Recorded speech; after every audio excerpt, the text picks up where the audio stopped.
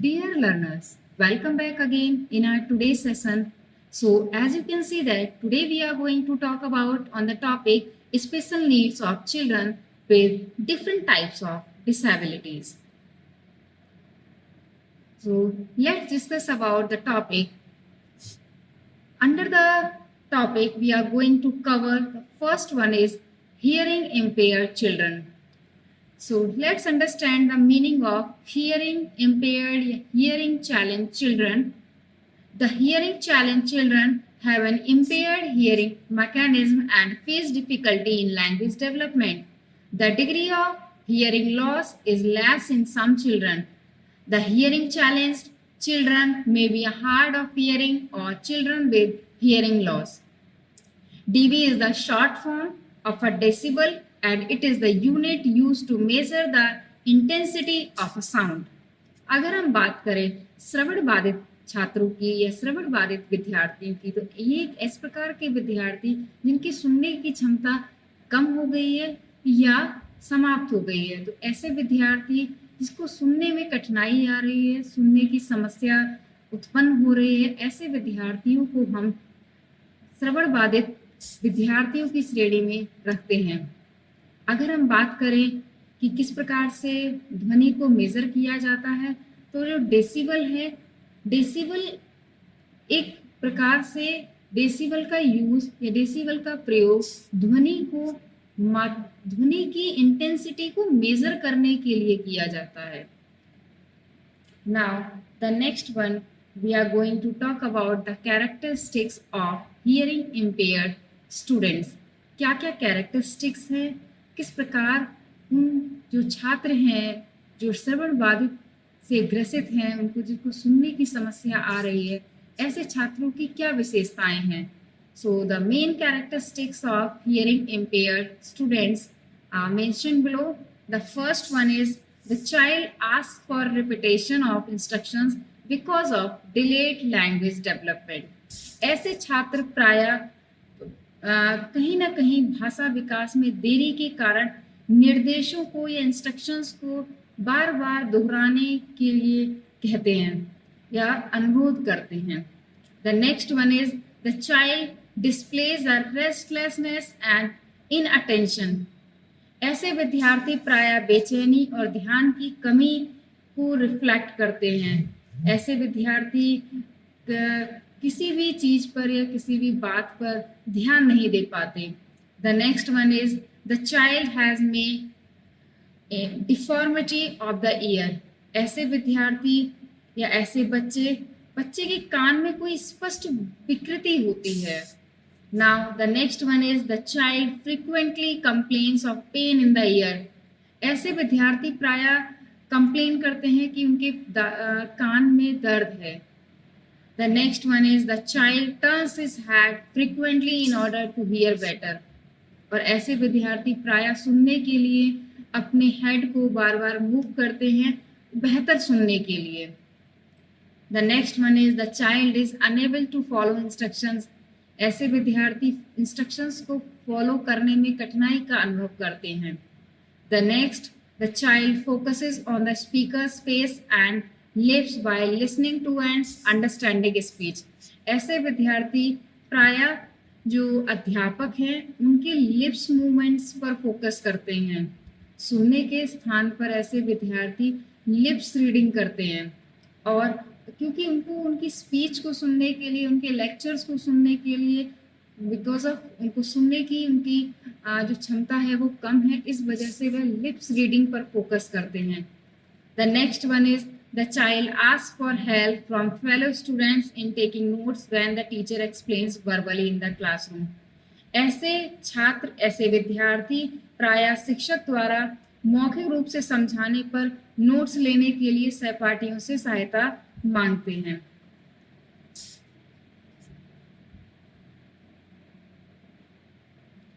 So the next one is lack of fluency in language comprehension and expressions affect his cognitive process like assimilation, abstraction, categorization and generalization. जब कहीं ना कहीं बच्चे की सुनने की क्षमता कम होगी तो बच्चे में जो लैंग्वेज का फ्लुएंसी है, लैंग्वेज का जो फ्लो है, जिसकी लैंग्वेज भाषा को लेके समझ है, वह नहीं बन पाएगी। और जब तक भाषा की समझ नहीं बन पाएगी तो एक बेसिक से जो कंसेप्ट है उसका संज्ञानात्मक विकास नहीं होगा। जब बालक का संज्ञानात्मक विकास नहीं होगा तो उसकी लर्निंग की गति उतनी बेटर नहीं होगी जितनी सामान्य बालकों की होती है। The next one is these children are also handicapped in varying degrees in educational achievements, such as developing reading skills. Developing reading is challenging since language itself being impaired, achieving reading success is difficult. अगर हम बात करें कि ऐसे विद्यार्थी प्रायः कहीं ना कहीं और भी समस्याओं से ग्रसित होंगे। जब बच्चे किसी भी तथ्य को सुन नहीं पाएंगे, हियरिंग इम्पेयर्ड से ग्रसित होंगे या उनको सुनने की क्षमता उनकी कम होगी या समाप्त होगी, तो ऐसे विद्यार्थियों का और अन्य क्षेत्रों में विकास होना संभव नहीं है। The next one is problems in interpersonal relations because of communication problems. ऐसे विद्यार्थियों की और लोगों से इंटरपर्सनल रिलेशन नहीं बन पाएंगे क्योंकि कम्युनिकेशन गैप रहेगा, सामने वाला सुन नहीं पाएगा, रिस्पॉन्ड नहीं कर पाएगा बेटर। और कम्युनिकेशन, टू वे कम्युनिकेशन, कहीं ना कहीं जब संचार की बात आती है, कम्युनिकेशन की बात आती है, तो कम्युनिकेशन दो लोगों के मध्य या दो से अधिक लोगों के मध्य किया जाता है। तो जब दो या दो से अधिक लोगों के मध्य जब कम्युनिकेशन किया जाता है तो प्रॉपर कम्युनिकेशन होने के लिए सुनना और रिस्पॉन्ड करना, किसी चीज़ के लिए लिसन करना और उसका रिस्पॉन्ड करना एक बेसिक थिंग है या एक बेस है। बिना इसके कम्युनिकेशन को सुचारू रूप से संचालित नहीं किया जा सकता। तो कहीं ना कहीं जो श्रवण बाधित विद्यार्थी हैं वे कम्युनिकेशन की प्रॉब्लम को फेस करेंगे। The next one is social adjustment problems are frequently observe in children with hearing impairment. Based on these characteristics, a teacher can identify children with mild and moderate level hearing loss. श्रवण बाधित बच्चों में अक्सर सामाजिक समायोजन की समस्याएं देखी जाती हैं। इन विशेषताओं के आधार पर एक शिक्षक हल्के या कम कह सकते हैं, कम मध्यम स्तर की जो श्रवण बाधित छात्र हैं उनकी पहचान कर सकता है और पहचान करने के पश्चात उन्हें आवश्यकता अनुसार उनकी सहायता कर सकता है।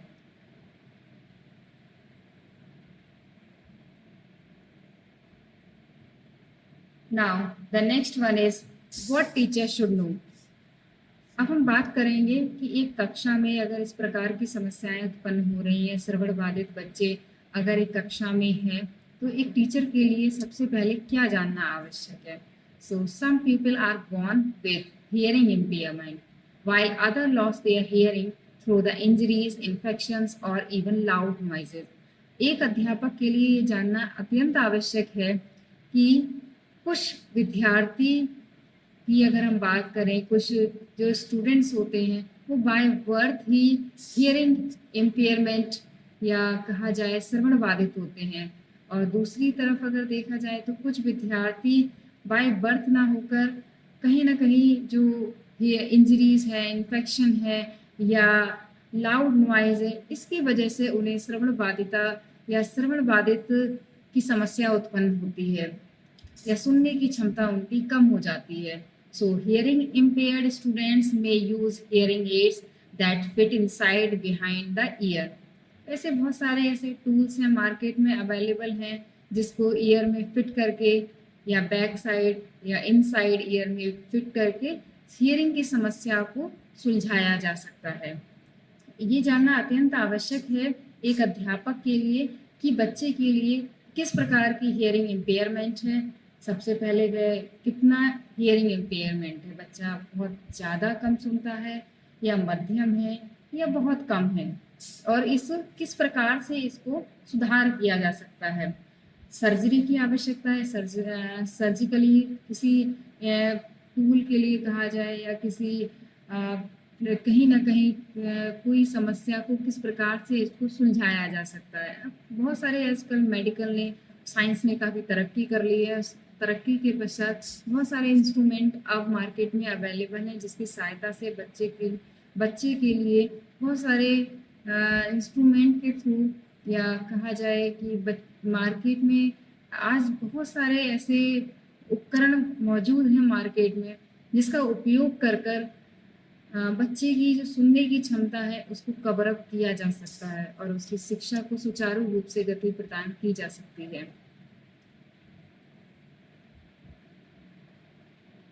Now the next one is students with hearing impairments may. So श्रवण बाधित छात्र निम्नलिखित आवश्यकता हो सकती है। The first one is wear hearing aids, अर्थात श्रवण यंत्र पहन सकते हैं ऐसे विद्यार्थी, और यूज एफएम सिस्टम का भी यूज कर सकते हैं, एंड कॉक्लियर इम्प्लांट्स को भी यूज कर सकते हैं, which includes some microphone transmitter worn by the teacher and a receiver worn by the students. FM system का यूज करके, जिसमें शिक्षक द्वारा पहने जाने वाला माइक्रोफोन, ट्रांसमीटर और छात्रों द्वारा पहने जाने वाला रिसीवर शामिल होता है। Need to use real time and captioning for any audio visual videos used in the classroom. कक्षा में उपयोग किए जाने वाला किसी भी ऑडियो विजुअल वीडियो के लिए रियल टाइम कैप्शनिंग की आवश्यकता हो सकती है। Need a voice recognition software on their computer which can help with note taking, अर्थात अपने कंप्यूटर पे वॉइस रिकॉग्निशन सॉफ्टवेयर की आवश्यकता हो सकती है जो नोट्स लेने में बच्चे की सहायता कर सकते हैं। The next, understand speech by watching the speakers, lips movements, facial expression and gesture with in context, अर्थात अगर हम बात करें कि संदर्भ के भी, अगर हम जो डिसेबल्ड बच्चे हैं, जो हियरिंग इम्पेयर्ड छात्र हैं, ऐसे छात्र जो टीचर हैं या वक्ता हैं उनकी लिप्सिंग या चेहरे के भाव और इशारों को देखकर जो लेक्चर्स हैं उसको समझ सकते हैं। इस कौशल को स्पीच रीडिंग या लिप रीडिंग कहा जाता है। Need an interpreter to facilitate communication, संचार को कम्युनिकेशन को सुविधाजनक बनाने के लिए एक दुभाषीय, जिसे हम कहते हैं कि इंटरप्रेटर, द्विभाषीय की आवश्यकता हो सकती है। रिक्वायर स्पीच थेरेपी, एक स्पीच थेरेपी की रिक्वायरमेंट हो सकती है छात्र के लिए।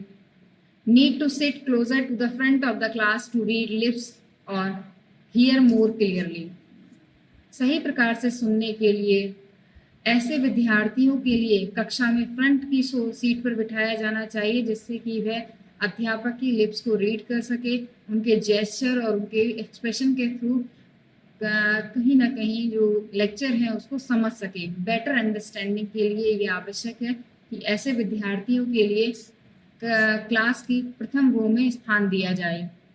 नीड टू क्वाइट एरियाज, शांत क्षेत्रों की आवश्यकता हो सकती है। नीड इंस्ट्रक्शंस रिपीटेड, निर्देशों को दोहराने की भी आवश्यकता हो सकती है।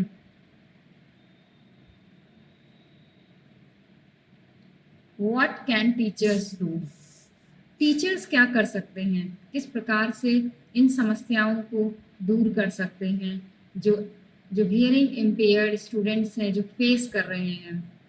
So the first one is encourage the hearing impaired students to participate in all the classroom and extra curricular activities. ऐसे विद्यार्थियों को इनकरेज किया जाए, प्राय लगातार इनकरेज किया जाए जो हियरिंग इम्पेयर्ड स्टूडेंट्स हैं कि वे क्लासरूम एक्टिविटीज़ में पार्टिसिपेट करें, को करिकुलर एक्टिविटीज़ में पार्टिसिपेट करें। अगर वो को करिकुलर और क्लासरूम की सभी प्रकार की एक्टिविटीज़ में पार्टिसिपेट करेंगे तो सर्वप्रथम उनके मन से एक हीन भावना जो उनके अंदर मन में घर कर लेती है अपनी क्षमताओं को लेके, वो समाप्त हो जाएगी। The next one is most hearing impaired students can speech read to some extent but try to determine how well to help your hearing impaired students speech read, make sure to face them when you talk slowly and clearly, and do not yell. As long as their amplifiers are on, you can speak in normal tone. Try to minimize background noises. अधिकांश श्रवण बाधित छात्र एक सीमित हद तक भाषण read कर सकते हैं, लेकिन ये जांचने का प्रयास करें ये कितनी अच्छी तरह से कर सकते हैं। अपने श्रवण बाधित छात्रों की भाषण पढ़ने की मदद के लिए ये सुनिश्चित करें कि जब आप बात कर रहे हैं तो उनकी ओर मुंह कर कर बात करें, मतलब फेस टू फेस बात करें, धीरे धीरे और स्पष्ट बात करें, चिल्लाएं नहीं, है ना, साउटिंग लैंग्वेज में बात ना करें, आराम से बात करें, धीरे धीरे बात करें, स्लो स्लो बात करें। जब तक अपने या उनके एम्पलीफायर स्टार्ट नहीं हो जाते, आप सामान्य ध्वनि में बात कर सकते हैं और जो कहीं ना कहीं बैकग्राउंड नॉइज है इसको रिमूव कर सकते हैं। Use lots of pictures, graphics and text labels, बहुत सारी जो इमेजेस हैं, टेक्स्ट हैं, ग्राफिक्स हैं, उसका उपयोग करें। Try not to turn your back and speak while writing on a board, अर्थात बोर्ड पर लिखते समय पीछे ना मुड़े और ना बोले। Remember that many hearing impaired students are visual learners, बहुत सारे ऐसे स्टूडेंट्स हैं जो विजुअल लर्निंग करते हैं।